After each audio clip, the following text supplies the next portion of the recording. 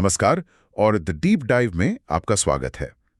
आज हम यूरोप की राजनीति में आए एक बड़े भूचाल पर बात करने वाले हैं। एक ऐसा घटनाक्रम जो दशकों पुराने रिश्तों और गठबंधनों की नींव हिला रहा है। आज की हमारी यह चर्चा प्रो वेव्स एआई द्वारा प्रायोजित है और स्टाइलो न्यूज़, जो कि एक एआई संचालित समाचार एप्लीकेशन है, उसके द्वारा तैयार की गई है। और ये जानना जरूरी है कि स्टाइलो न्यूज़ असल में स्टाइलो इंटेलऑप्स सॉफ्टवेयर का ही एक उपभोक्ता संस्करण है। ये वही सॉफ्टवेयर है जिसे सरकार, सेना और बड़े व्यापारिक संस्थान इस्तेमाल करते हैं। जी, इसका मतलब ये है कि हमारे सुनने वालों को वही टूल इस्तेमाल करने का मौका मिलता है जो दुनिया के बड़े से बड़े लीडर्स इस्तेमाल करते हैं। बिल्कुल। तो आज हम पिछले 2 हफ्तों की घटनाओं की गहराई में उतरेंगे। हमारा शीर्षक है यूरोप की सामरिक जागृति, एक बहुध्रुवीय दुनिया में शक्ति का निर्माण। हम समझने की कोशिश करेंगे कि इन घटनाओं के पीछे का पैटर्न क्या है, इनका असर कहाँ-कहाँ हो रहा है और सबसे अहम, भविष्य में क्या हो सकता है। चलिए सीधे मुद्दे पर आते हैं। पिछले कुछ हफ्ते ट्रांस अटलांटिक मतलब अमेरिका और यूरोप के संबंधों के लिए बेहद तनावपूर्ण रहे हैं। और इस पूरे संकट के केंद्र में है एक बर्फीला द्वीप ग्रीनलैंड। हाँ, अमेरिकी राष्ट्रपति डोनाल्ड ट्रंप ने डेनमार्क से ग्रीनलैंड खरीदने की अपनी इच्छा फिर से जाहिर की है और इस बार उनका लहजा पहले से कहीं ज्यादा आक्रामक है। सिर्फ इच्छा ही नहीं, उन्होंने तो सैन्य बल के इस्तेमाल तक की बात कह दी है। जी, और बात सिर्फ ग्रीनलैंड तक सीमित नहीं है। उन्होंने उन सभी नाटो सहयोगियों पर भारी टैरिफ लगाने की धमकी दी है जो उनकी इस योजना का विरोध कर रहे हैं। इसमें तो जर्मनी, फ्रांस, यूके मतलब लगभग सभी बड़े यूरोपीय देश शामिल हैं। बिल्कुल। कई अनुभवी विश्लेषक कह रहे हैं कि यह द्वितीय विश्व युद्ध के बाद से अमेरिका और यूरोप के संबंधों में आया सबसे गंभीर संकट है। क्या ये कहना मतलब कुछ ज्यादा तो नहीं हो जाएगा? नहीं, ये अतिशयोक्ति नहीं है। जब आपका सबसे पुराना और शक्तिशाली सहयोगी आपको धमकाने लगे तो उसे गंभीर ही कहा जाएगा। और यूरोप की प्रतिक्रिया भी उतनी ही तेज रही है। डेनमार्क ने अपनी संप्रभुता की रक्षा के लिए तुरंत ग्रीनलैंड में अतिरिक्त सैनिक भेज दिए हैं। और वहाँ के स्थानीय लोग भी विरोध कर रहे हैं? हाँ, वहाँ स्थानीय लोग सड़कों पर उतरकर विरोध कर रहे हैं। और यूरोपीय संघ, क्या वो एक साथ खड़े हैं इस पर? यूरोपीय संघ ने अमेरिकी कदमों को जबरदस्ती या कोअर्जन करार दिया है और वे जवाबी कार्रवाई की तैयारी कर रहे हैं। यहाँ एक बहुत दिलचस्प बात सामने आई है। वे अपने एंटी कोअर्जन इंस्ट्रूमेंट यानी ACI को इस्तेमाल करने की सोच रहे हैं। ACI, ये क्या है? सुनने में तो किसी साइंस फिक्शन फिल्म के हथियार जैसा लगता। आप कह सकते हैं कि ये EU का एक नया आर्थिक हथियार ही है, एक तरह से। आसान भाषा में समझे तो अगर कोई देश EU या उसके किसी सदस्य देश को आर्थिक रूप से धमकाने की कोशिश करता है तो ACI उन्हें तुरंत जवाबी टैरिफ या प्रतिबंध लगाने की ताकत देता है। अच्छा, तो ये एक तरह का आर्थिक सेल्फ डिफेंस टूल है। बिल्कुल। इसे सक्रिय करना ये दिखाता है कि EU इसे कितनी गंभीरता से ले रहा है। लेकिन जैसा कि अक्सर होता है, EU के भीतर पूरी एकता नहीं दिख रही। मैंने पढ़ा है कि हंगरी के प्रधानमंत्री विक्टर ऑर्बन ने खुलकर अमेरिकी कदमों का समर्थन किया है। जी, और यही चीज इस संकट को और जटिल बनाती है। अगर हम बड़े खिलाड़ियों के नजरिए को देखें तो तस्वीर और साफ होती है। राष्ट्रपति ट्रंप के लिए ग्रीनलैंड आर्कटिक में अमेरिका की सामरिक पकड़ और वहां के संसाधनों के लिए जरूरी है। और नाटो को तो वो एक बोझ की तरह देखते हैं। हाँ, वो नाटो को एक ऐसा क्लब मानते हैं जहां सदस्य अपना पूरा हिस्सा नहीं दे रहे, इसलिए वो टैरिफ को एक हथियार की तरह इस्तेमाल कर रहे हैं। और दूसरी तरफ यूरोपीय नेता हैं जैसे फ्रांस के मैक्रों और जर्मनी के फ्रेडरिक मर्स। वो इसे कैसे देख रहे हैं? वे इसे अमेरिका द्वारा पीठ में छुरा घोंपने जैसा देख रहे हैं। उनके लिए ये सिर्फ एक व्यापारिक विवाद नहीं है, ये भरोसे का टूटना है। और इसी वजह से यूरोप में सामरिक स्वायत्तता की बात फिर से तेज हो गई है। जी, स्ट्रेटेजिक ऑटोनॉमी, यानी एक ऐसी स्थिति जहां यूरोप को अपनी सुरक्षा के लिए अमेरिका पर निर्भर न रहना पड़े। इस पूरे समीकरण में नाटो कहाँ खड़ा है? गठबंधन के महासचिव मार्क रूटे क्या कर रहे हैं? मार्क रूटे एक बहुत ही मुश्किल स्थिति में है। वो गठबंधन को टूटने से बचाने की कोशिश कर रहे हैं। सुनने में आया है कि पर्दे के पीछे उन्होंने ट्रंप से बातचीत करके कुछ टैरिफ की धमकियों को टालने में सफलता भी पाई है। अच्छा, तभी कुछ लोग मजाक में उन्हें ट्रंप विस्परर भी कहने लगे। हाँ, लेकिन ये सिर्फ एक अस्थायी राहत है।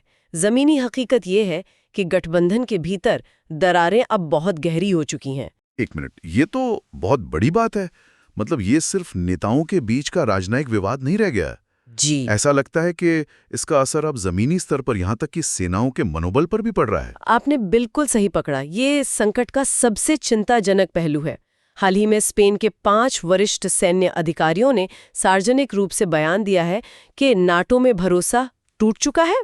टूट चुका है। हाँ, और ये कि गठबंधन मौलिक रूप से बदल गया है या घातक रूप से घायल है। जब सेना के जनरल ऐसी बातें करने लगे तो समझना चाहिए कि संकट वाकई गहरा है। जी, और क्या आम लोगों की भी यही भावना है? हाँ, और ये भावना बहुत प्रबल है।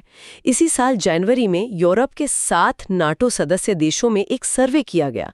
नतीजे हैरान करने वाले थे। 51% यूरोपीय लोगों ने राष्ट्रपति ट्रंप को यूरोप का दुश्मन माना। 51%? ये तो बहुत बड़ा आंकड़ा है। सिर्फ 8% उन्हें एक सहयोगी के रूप में देखते हैं। और ये भावना सबसे ज्यादा डेनमार्क में थी, जहां 58% लोगों ने ये राय रखी। आम जनता के बीच भी खत्म हो रहा है। बिल्कुल, और ये सिर्फ भावना नहीं है, ये अब अमेरिकी विदेश नीति का हिस्सा बनता दिख रहा है। वो कैसे? अमेरिकी विदेश विभाग ने हाल ही में अपनी 2026 से 2030 तक की रणनीतिक योजना जारी की है। उस दस्तावेज में सहयोगियों के लिए कस्टमर्स यानी ग्राहक शब्द का इस्तेमाल किया गया है। ग्राहक मतलब एक लेन देन वाला रिश्ता। हाँ, एक ट्रांजैक्शनल दृष्टिकोण। उस योजना में यूरोप और यूक्रेन को पहले की तुलना में कम प्राथमिकता दी गई है।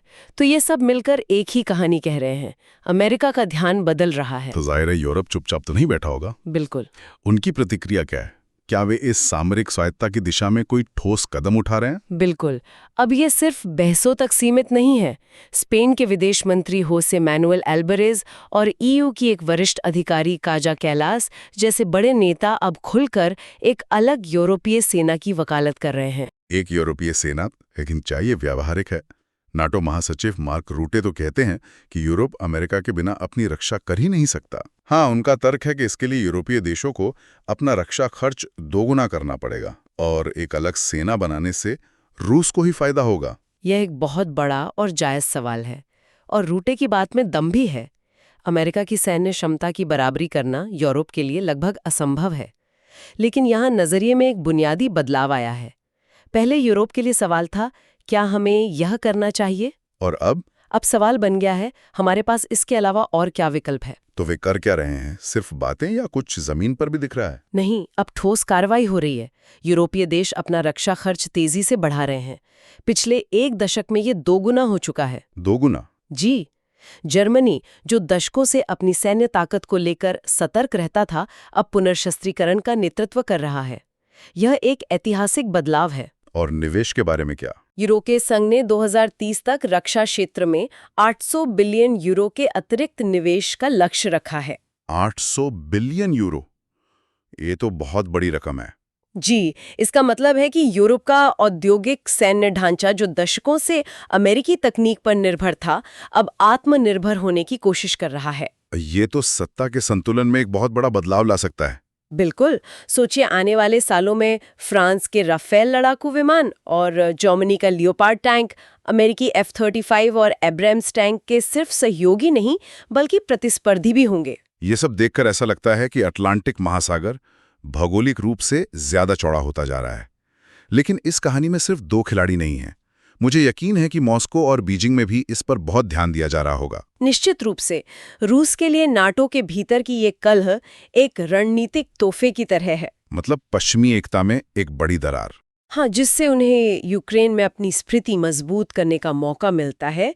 वे यूक्रेन में एक लंबे युद्ध की तैयारी कर रहे हैं, इस उम्मीद में कि पश्चिमी देशों का धैर्य और एकता जवाब दे जाएगी। अमेरिकी सैन्य विश्लेषक स्कॉट रिटर जैसे कुछ लोग तो यहाँ तक कह रहे हैं कि रूसी बढ़त को देखते हुए यूक्रेनी सेना को अंततः समर्पण करना पड़ सकता है। जी, ऐसी भी बातें हो रही हैं। और सिर्फ यूक्रेन ही नहीं, जर्मनी में हाल ही में रूसी जासूसी के आरोप में कुछ गिरफ्तारियां भी हुई हैं। हाँ, ये दिखाता है कि रूस यूरोप के भीतर भी अपनी गतिविधियां बढ़ा रहा है। और फिर चीन है, एक उभरती हुई महाशक्ति। जी, पश्चिमी एकता में कोई भी कमी चीन के लिए एक संभावित लाभ है, चाहे वो व्यापार के क्षेत्र में हो या वैश्विक मंच पर अपने प्रभाव को बढ़ाने में। सही बात है। जब पश्चिम आपस में लड़ने में व्यस्त हो तो चीन को अपना एजेंडा आगे बढ़ाने का खुला मैदान मिल जाता है। बिल्कुल। और यूरोप के अपने अंदरूनी मसले भी हैं। पुर्तगाल में अति दक्षिणपंथी उम्मीदवार का उभार या चेक गणराज्यों में राजनीतिक विवाद, ये सब भी तो हैं। हाँ, ये पूरी तस्वीर को और जटिल बना देता है। यूरोप को न सिर्फ बाहर से बल्कि अंदर से भी चुनौतियों का सामना करना पड़ रहा है। तो इन सब चलती फिरती चीजों को देखते हुए हमारे सुनने वालों को आने वाले दिनों और हफ्तों में किन घटनाक्रमों पर नजर रखनी चाहिए? सबसे पहले और सबसे जरूरी 12 फरवरी को ब्रुसेल्स में नाटो के रक्षा मंत्रियों की एक अहम बैठक होने वाली है। अच्छा, उसका एजेंडा क्या है? बैठक का मुख्य एजेंडा आर्कटिक सुरक्षा और सैनिकों की तैनाती है, जो सीधे सीधे ग्रीनलैंड संकट से जुड़ा हुआ है। उस बैठक से निकलने वाले बयान बहुत कुछ साफ कर देंगे। और यूरोपीय संघ की तरफ से? अमेरिकी कार्रवाइयों पर एक संयुक्त प्रतिक्रिया तैयार करने के लिए यूरोपीय संघ की आपातकालीन शिखर बैठकें हो सकती हैं। और हमें यूरोपीय रक्षा एकीकरण की पहलों पर भी नजर रखनी होगी, जैसे कि वो फ्रांस और जर्मनी का मिलकर लड़ाकू जेट बनाने का प्रोजेक्ट। हाँ, अगर उस प्रोजेक्ट में तेजी आती है तो ये एक बड़ा संकेत होगा जी, कि यूरोप अब वाकई आत्मनिर्भरता की राह पर चल पड़ा है। और जाहिर है इन सब पर अमेरिका के आने वाले राष्ट्रपति चुनाव का भी बड़ा असर होगा। वो शायद सबसे बड़ा फैक्टर है। हाँ, बिल्कुल। चुनाव के नतीजे ये तय करेंगे कि अमेरिका और यूरोप के संबंधों में ये तनाव जारी रहता है या फिर रिश्ते सुधारने की कोई नई कोशिश होती है। तो आज की चर्चा को समाप्त करते हुए मैं सुनने वालों के लिए एक सवाल छोड़ना चाहता हूं। जैसे जैसे यूरोप अपनी सुरक्षा के लिए आत्मनिर्भर होने की ओर बढ़ रहा है और अमेरिका का ध्यान दुनिया के दूसरे हिस्सों पर जा रहा है, अगले दशक में हमारे पारंपरिक गठबंधन कैसे बदल सकते हैं? क्या हम दुनिया में नई सुरक्षा गुटों को उभरते हुए देख सकते हैं? और इस नई वैश्विक व्यवस्था में रूस और चीन जैसी गैर पश्चिमी शक्तियां क्या भूमिका निभाएंगी? यार करके देता है। आप www.stylonews.com पर जाकर स्टाइलो न्यूज की सदस्यता ले सकते हैं और अपनी जरूरत के हिसाब से AI संचालित समाचार ऑन डिमांड प्राप्त कर सकते हैं। आज हमें सुनने के लिए आपका बहुत बहुत धन्यवाद। अगर आपके पास भविष्य के विश्लेषण के लिए कोई विषय है तो हमें जरूर बताएं। और हाँ, अपने पसंदीदा सोशल मीडिया प्लेटफॉर्म पर स्टाइलो न्यूज को फॉलो करना ना भूलें।